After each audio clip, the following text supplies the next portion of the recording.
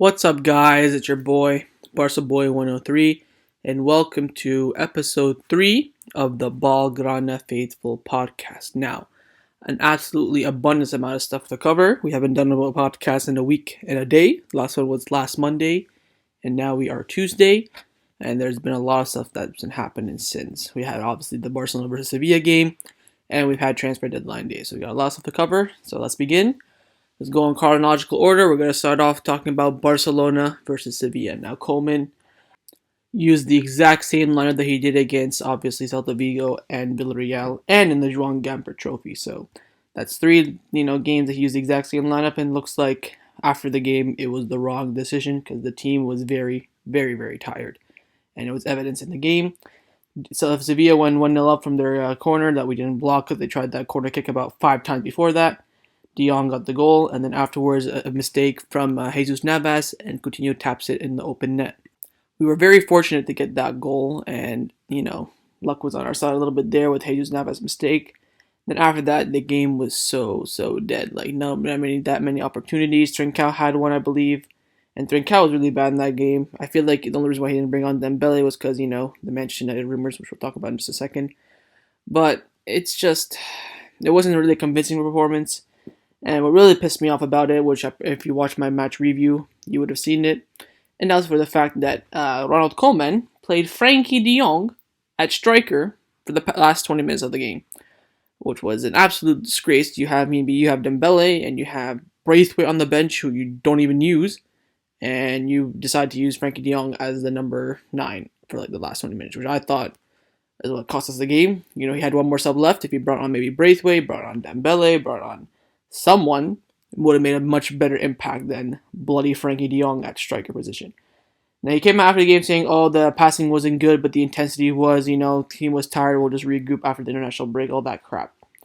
And I just think that's it's so naive from him, because he knows that his tactics, his lineup is what cost us the game, and he's trying to put the blame on, the passing wasn't great, which, to be fair, he was right. The passing in that game was absolutely awful. We couldn't even string 5 passes around in the first half an hour. It was that bad. And, it's, again, at the end of the day, Sevilla is the 4th best team in La Liga. It's at home. It should have been a win. And now we're going to have to go to the Ramos Sanchez Pizjuan. And, near the end of the season, we're going to have to beat them there. And probably the fans will be back by then. And it's going to be 100 times harder than it already is. So those are my thoughts on the Barcelona-Sevilla game. If you want more details, you can go check out my match review. Now, let's get into the transfer stuff, because, a lot of stuff has happened. And a lot of stuff has properly annoyed me. And I'm trying to hold back my anger for this podcast. And I'll try my best. So let's first talk about Dembele to Manchester United. Now, I thought from the beginning that this was Manchester United's tactic, to get a lower price on Jadon Sancho. Because we all know they wanted Jadon Sancho. They agreed personal terms with him on August, the 3rd, I think. And they've wanted him ever since. So that's 2 months they've been trying to get him. And I just thought they were trying to do that just to tempt Dortmund. And you guys have to know that Borussia Dortmund, once they set a price tag on someone, they never, ever, ever, ever back down. You can look at Marco Reus, you can look at Ousmane Dembele, you can look at Pierre-Emerick Aubameyang, you can look at now Jadon Sancho. When they have a top player, they set their price. You either pay the price or you don't get the player.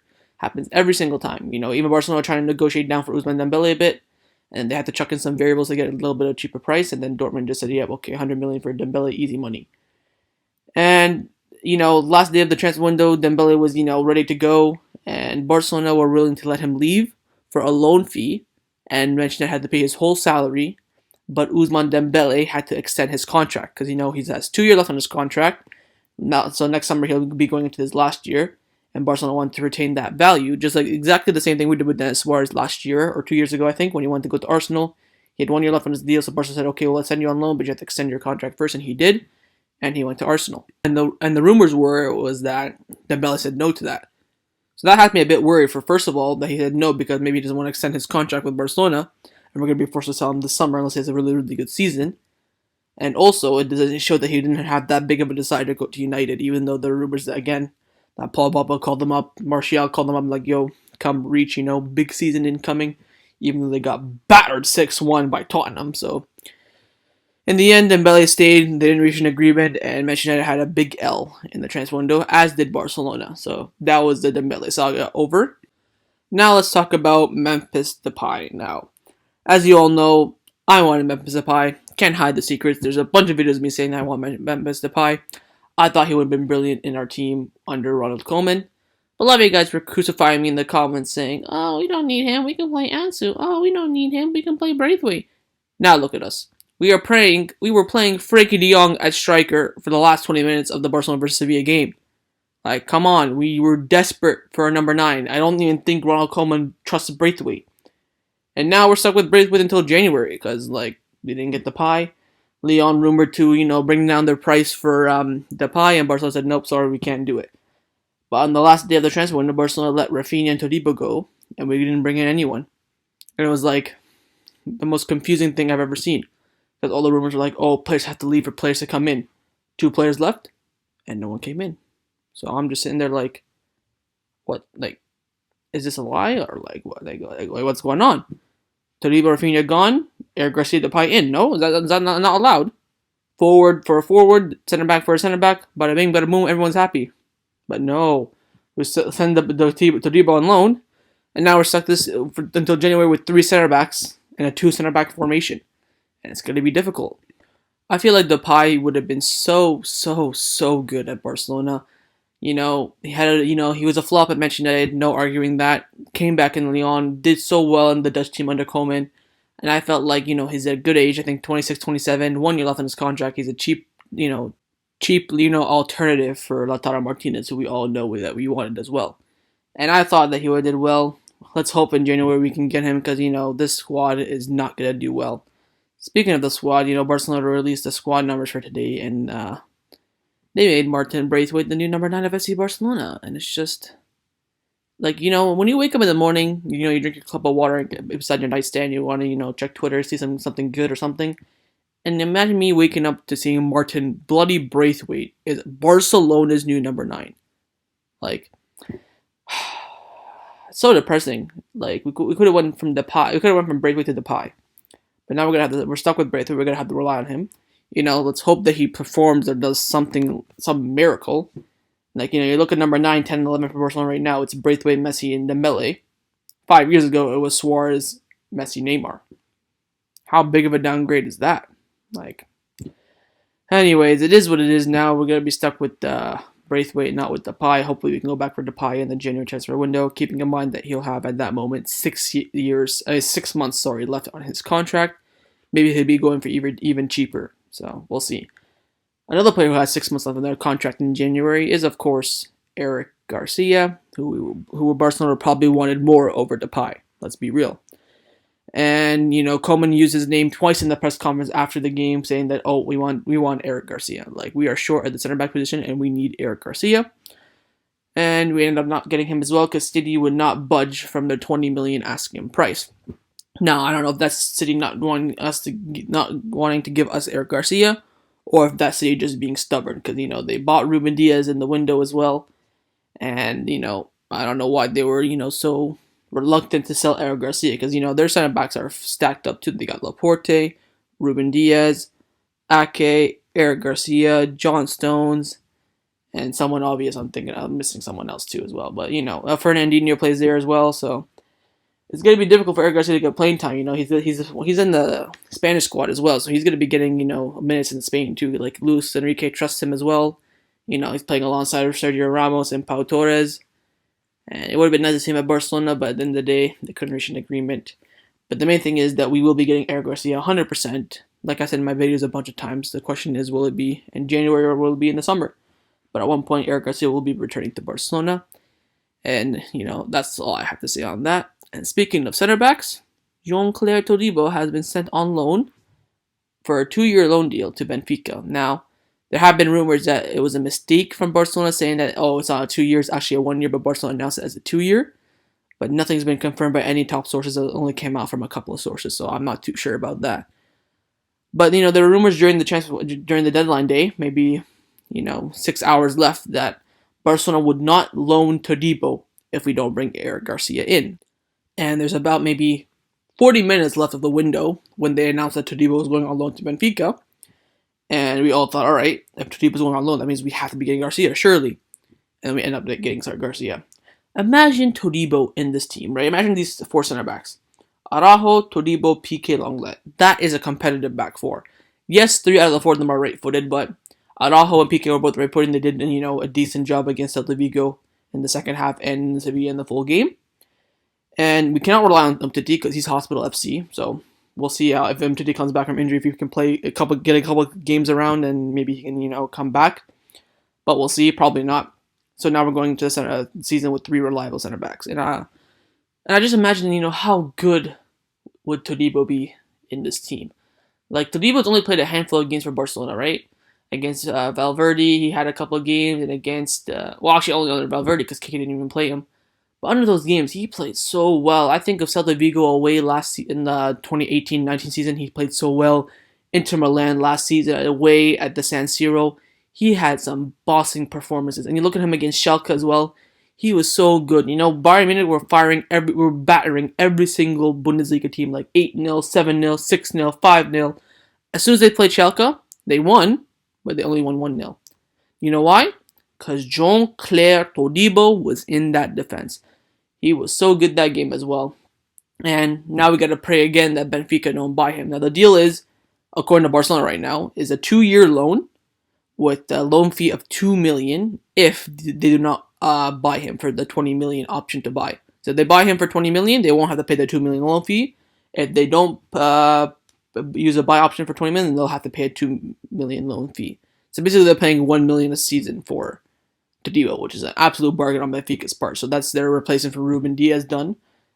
And let's hope Todibo shines, and then the new president can come in and see, oh, this guy has talent, let's keep him. And hopefully that Benfica don't buy him. Because if Benfica buy him, I'm pretty sure we don't even have a buyback option. So it's going to be tough to get him back if Benfica buy him. And for 20 million, they got 60 million for the Ruben Diaz deal. So that won't be anything for them. So we'll see what happens to Todibo. Hopefully he plays well. Another player who left Barcelona on transfer deadline yesterday was, of course, Rafinha Alcantara. Now, Rafinha had a pretty much up and down Barcelona career. He did really well under Luis Enrique the first season. Then he got his ACL done. Then he went on loan to Inter Milan under Valverde. Did well, came back, got injured, couldn't get back into the squad. Went on loan to Celta Vigo. And Rafinha has been a very in and out Barcelona player for me, because sometimes he plays well, and then sometimes he comes in when there's injuries and he gets his chance on the wing. But we never see him play in that center attacking midfield position that he plays. And he's from La Masia. He was a great talent, and now Barcelona have given him for free to PSG with 3 million in variables. I think I was saying during the whole transfer that we have to get rid of Rafinha. But the fact we let him go for free is an absolute disgrace. This man had 1 year left in his contract. He did not have a value of 0. He had a value, according to Bartomeu, of 16, and they gave him away for free on the deadline day. That's the definition of hypocrisy there from Bartomeu.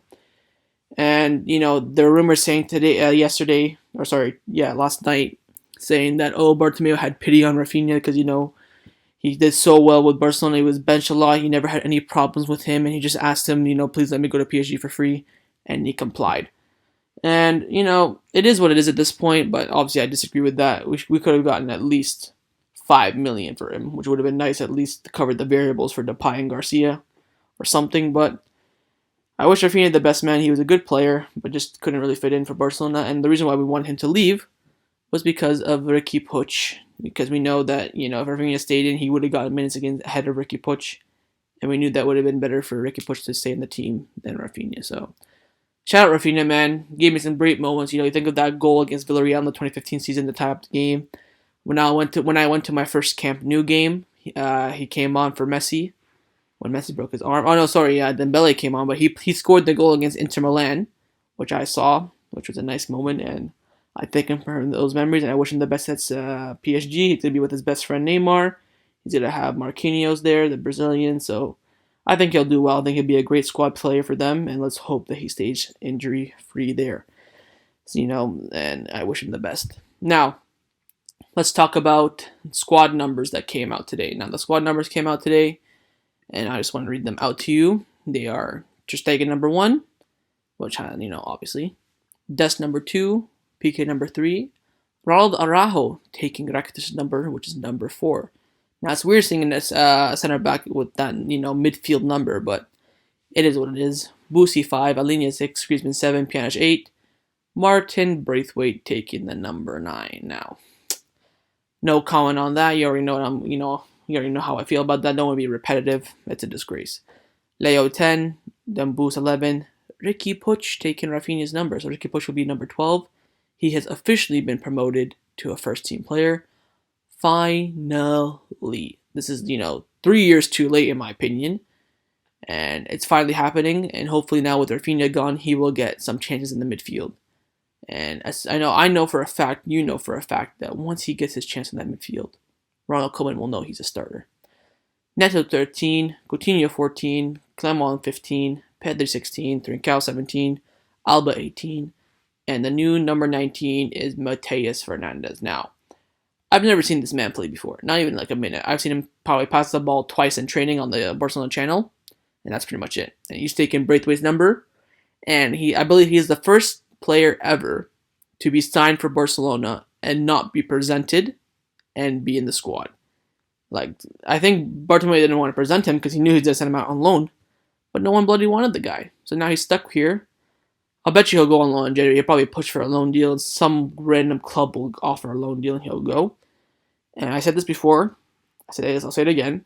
If Matias Fernandez gets into the team ahead of Ricky Puig and Carlos Alenia, I will fly to Barcelona and slap Ronald Koeman and Bartomeu if he's still there. Because that will be probably the biggest disgrace I have ever seen as a Barcelona fan if Matias Fernandez gets picked into the team ahead of Alenia and Ricky Puig. Don't think it'll happen, but that's neither here or there. Sergio Roberto, number 20. Frankie de Jong, 21. Ansu Fati, number 22. Samuel Umtiti, number 23. And Junior Firpo, number 24. Now, those are the squad numbers. Basically from yesterday, as of recording, it was Araujo and Ricky Puig getting promoted, and Braithwaite taking the number 9, and Fernandez taking that number 19 from Braithwaite. Overall, it's not a squad that, is finished. This is, we're still in the rebuilding. I think this season should be a write-off. But, as Barcelona fans, we have very high expectations, and if we go trophyless season, if we go another trophyless season, it will be a disgrace, and it will be a shame. We're not Real Madrid. We don't go trophyless back-to-back seasons. Hopefully we can win something. The last time we won a trophy was the end of 2019, and we're going into 2021, so that's almost a year now without a trophy. And the next trophy up for grabs is the Spanish Super Cup, and I don't even know if that's going to be in Spain or out abroad, but we'll see. It's going to be in the beginning of January, so it's going to happen sooner or later. So we'll see what we can do for that. I believe in the Super Cup it's going to be Barcelona, Real Madrid, Atletico, and you know what? I don't even know who won the Copa. Like, what happened to Copa del Rey? I'm pretty sure it was Athletic Bilbao and Real Sociedad in the final. And I never knew what happened with that. Did they postpone it? Did they give them both the Copa? I have no idea. So whoever wins it between them two will be in the Super Cup as well. So we'll see how that goes, and that'll be the next big move for Barcelona. But before that, we will have Champions League, and by then we'll know if we came first or second in our group, or if we came third. Some people think we're going to get knocked out and go into the Europa League. We'll see. I don't see that happening. But if we do get second in the group, I do see us getting knocked out in the round of 16. Because if we get second in the group, we'll probably get our first place from another group. And it's going to probably either be Bayern Munich, Liverpool, or, Manchester City, something like that. And then we'll get destroyed. So it is what it is. And hopefully, we're going to have to consider the season write-off at this point, because there's no way we are, winning a trophy, I don't think, because I don't see it happening. I really don't see it happening. Let's talk about Bartomeu real quick. The bastard that is the president of FC Barcelona.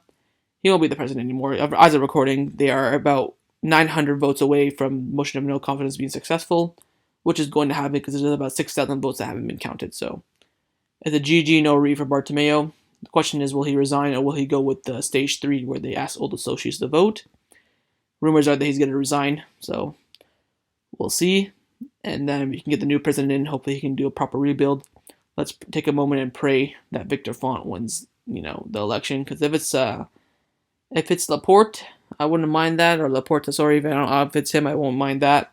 But if it's the other guy, I think his name is like Benedito or something like that, that's trash. It has to be Victor Font or Juan Laporta. So we'll see with that. Even Poyle hasn't come out yet with which president he's going to back that we reported out the other day. So it's going to be, a very, very intense international break around FC Barcelona, because by the end of the international break, we'll know if Bartomeu will be the president or not, or if he'll resign or not. So it's looking like there's going to be a massive change in Barcelona. We're in debt as well. I think we reported yesterday a 97 million loss due to COVID. And, it's going to be pretty bad for when the next president comes in. Also, the stadium is about to get a rebuild, I think, this summer until 2025. So the president's going to walk into a storm. He's going to walk into like an office that's burning, and he's going to have to, do his best to stop that fire. And with a squad that's in the middle of a rebuild as well, and with the aging Messi, Bussi, Piqué, Jordi Alba, it's going to be difficult. It's going to be difficult. So we'll see how Victor Font or Juan Laporte, take control of that. Now, I have here my notes to talk about my season hopes, which I kind of touched on already a couple minutes ago.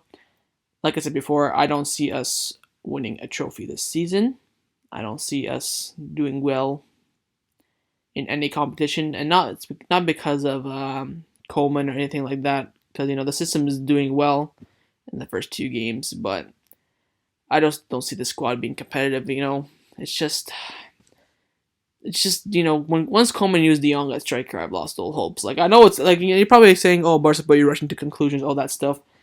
It's not even that. It's just his tactics. He couldn't even manage Everton. How is he gonna manage FC Barcelona? It was just a panic appointment from Bartomeu. And there are rumors saying, oh, we're gonna give Coleman all the control. He asked for Depay and Garcia. That's all he asked for. And he didn't get either.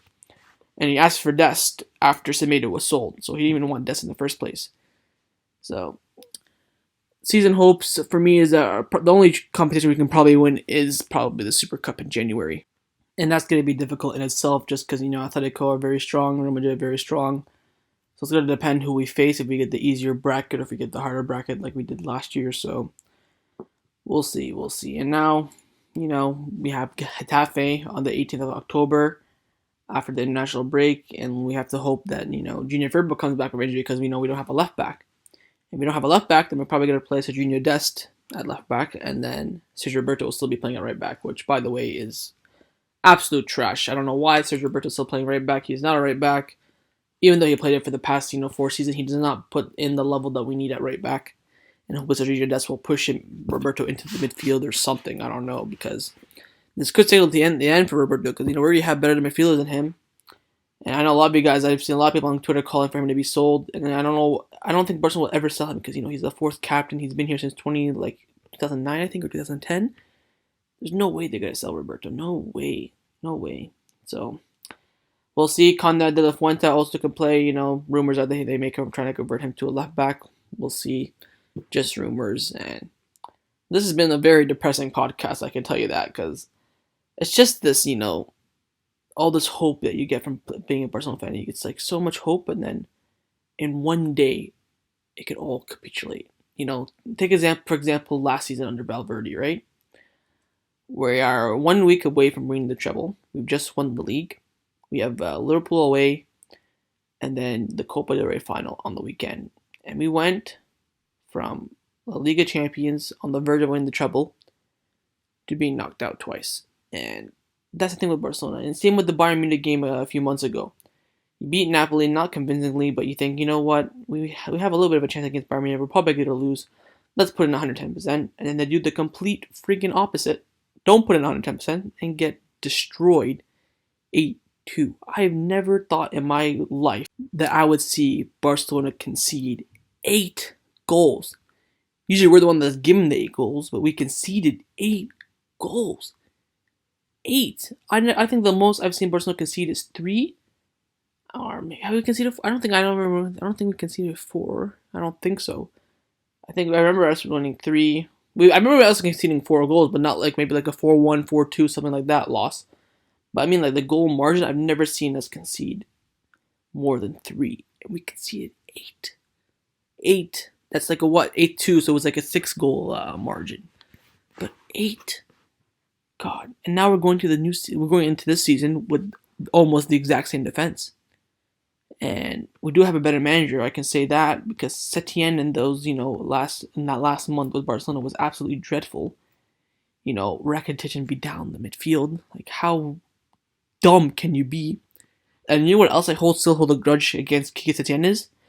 Not allowing Ricky Puig and Ansu Fati to go to the Barcelona B to help them get into the Segunda B. Because he said that, oh, we need them. They're going to play in the Champions League. I do not want to send them. It's like, okay, if you're going to use them, play them, that's completely fair enough. And both of them only got a combined total in the Napoli-Bayern Munich game. They both, two players, got a combined total of 10 minutes playing time. And you know who it was? Ansu Fati got something against Bayern Munich for the last 10 minutes. That's it. Ricky Puig probably spent 3 hours warming up, and it's just I still hold a grudge for Kike that day. But at the end of the day, he was set up to fail. He came to a Barcelona team in the middle of in a rebuild time, and he was set up to fail from the beginning after Valverde got sacked. Knowing what we know now about the pandemic and everything, it would have been better to keep Valverde. But at that moment, when they sacked Valverde, it was 100,000,000% the right decision. Should have been sacked after Liverpool. Bartomeu was naive. Bartomeu was a retard and decided to stick with him. Give the dream team one more chance. He says after the Bayern Munich game that he gave after Roma, I believe, he wanted to give them one more chance. Or no, sorry, after Liverpool, he wanted to give them one more chance, and now no one more chance has gone. And look how he did it. Releases Suarez, releases Vidal, releases Rakitic. He could have. Imagine if he did that after Rome. Oh my God, we would be so good right now. Imagine if he did that after Rome. Holy crap! What could have been? If he did that against Rome? Maybe he would. People would slack him off, and he'd still be the president. You never know. But at the end of the day, he chose not to, and now everyone hates him, and now he's about to be kicked out as the Barcelona president, which is obviously some fantastic news. And yeah, we're now in an international break. I have no idea what I'm going to do for content because, my whole content, evolves around Barcelona. Let me know if you guys have any ideas you want me to do in the comments below. I don't know if you guys want more reaction video. Maybe I can bring back some quiz videos. I have no idea, but maybe I can go live and you guys ask me some, Barcelona questions and see if I get them right. A little bit like a live quiz kind of thing. But I'm going to try my best to, perfect some stuff on my channel. I want to get a new channel banner ready. But, I have to wait for Barcelona to release the official squad pictures for this season. So that way I can make the banner. Also, I want to perfect the live stream. I know the live stream has been really laggy lately. And it's not because of you. It's because of my the streaming service that I use is not that great. So I'm going to try and fix that. And give you guys the best content that, you guys deserve. I think that's going to signal the end for this podcast. I'm pretty sure I covered everything I wanted to cover. And also, if you want to leave some questions for me down in the comments below for the next podcast that I'll answer, that would be great. And, we can, have a little Q&A session at the end of every podcast. I wouldn't mind that. I'm also trying to get some guests to come on, trying to get some of my friends who know Barcelona in and out to, come on. And maybe we can have a guest next time. And, just try to make progression in this YouTube career kind of thing, I guess you want to call it. The support over the past 2 weeks has been absolutely fantastic, absolutely overwhelming as well. I've been doing YouTube since the beginning of COVID in March. And, I made over 100 videos from March until now, middle of September. I made, I think, 110 videos. I only had 100 subscribers. And then in 2 weeks, I went from 100 subscribers to 3.5K, which is absolutely fantastic. It's been my dream. This is my dream. This is what I want to do for a living. Everything revolves around Barcelona because my love for this club is, something that is a problem, but something that I enjoy. My parents hate me for this. They tell me that why are you so addicted to Barcelona? You don't have to watch every single game. And I just tell them I can't. It's in me. It's in my DNA. It's just, I've missed exams for Barcelona games. Missed so many events for Barcelona games. Like, even the Bayern Munich game, I had, plans to go out with friends. I had, I could have went to work and made some money. And I decided to stay and watch the game. And, it's just the way I am. It's just the way I am. And it's going to be, I don't know how I'm going to do it in the future. If I have this job, then it'll be fantastic. Watching Barcelona for a living is the dream. But let's say this, doesn't work out. Then I'm going to have to get a proper job and blah, blah, blah, blah, blah. I don't know how I'm going to watch Barcelona then. Because, I don't know what, We'll see. Again, I thank you guys so much for all the support. And, my love for this club, will never go away. And also, I've been asked about my Barcelona collection. Hopefully, I can make a video during the international break about that. Because my Barcelona collection, in terms of jersey and, accessories and stuff is pretty big. I think I have over 40 Barcelona jerseys, and I haven't even gotten the home kit and the pink kit for this season yet because the Barcelona official website don't even sell the fans editions yet. So hopefully I can get those soon. But yeah, again, I thank you guys so much for all the support, and my love for this club is too big for me to miss anything. So hope you guys enjoyed this podcast. Got a little bit emotional there at the end, but it is what it is. I'll see you guys next time on the channel. Again, if you enjoyed this podcast, make sure you like, comment, and hit the subscribe button. And leave me your questions down below. Anything you want to ask me about Barcelona, and I can answer them in the next podcast at the very end.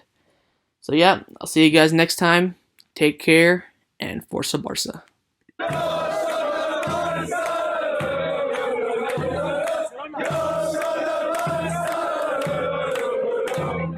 Yeah.